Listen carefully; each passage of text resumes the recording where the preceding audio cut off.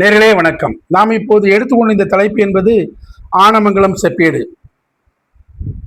நமது பாரத பிரதமர் நரேந்திர மோடி அவர்கள் ஐரோப்பிய நாடுகளுக்கான சுற்றுப்பயணத்தின் ஒரு பகுதியாக நெதர்லாந்து நாட்டுக்கு சென்றடைந்த பிரதமர் நரேந்திர மோடி அவர்களுக்கு அந்நாட்டின் உற்சாக வரவேற்பு அளிக்கப்பட்டது.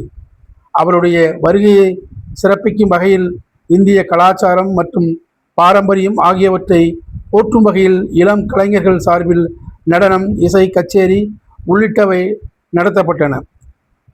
பாரத பிரதமர் நரேந்திர மோடியின் இந்த பயணத்தின் போது பிரசித்தி பெற்ற ஆனமங்கலம் தாமிர தகடுகள் இந்தியாவிடம் ஒப்படைக்கப்பட்டுள்ளன.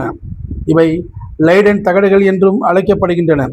தென்னிந்தியாவின் சக்தி வாய்ந்த அரசாட்சிகளில் ஒன்றான 11ஆம் நூற்றாண்டு சோழ அரசாட்சி காலத்திலான இந்த கலை பொருட்கள் லைடன் பல்கலைக்கழகத்தில் கடந்த 300 ஆண்டுகளாக வைக்கப்பட்டுள்ளன. மத்திய அரசு தொடர்ந்து மேற்கொண்ட முயற்சிகளின் பயனாக 2023 யுனெஸ்கோ அமைப்பின் தலையீட்டால் இந்த செப்பேடுகள் திருப்பி தரப்பட்டுள்ளன.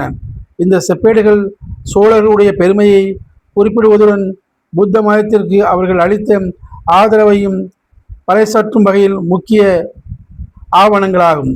30 கிலோ எடை கொண்ட 21 செப்பேடுகள் ஒரு வெண்கல வளையம் கொண்டு பிணைக்கப்பட்டுள்ளன. அதில் முதலாம் ராஜேந்திர சோழனின் முத்திரை உள்ளது. இந்த பதிவுகளின்படி 985 முதல் 1014 ஆண்டுகளுக்கு இடைப்பட்ட முதலாம் ராஜராஜ சோழன் மற்றும் அவருடைய மகனான ராஜேந்திர சோழன் ஆகியோரின் காலத்தில் இவை உருவாக்கப்பட்டு இருப்பது தெரிய வந்துள்ளது.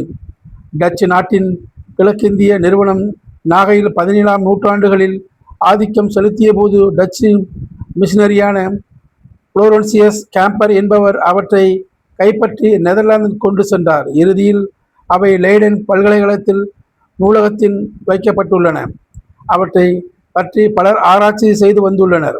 எனினும் பொதுமக்கள் அவற்றை அணுக முடியாத வகையிலேயே இருந்தன.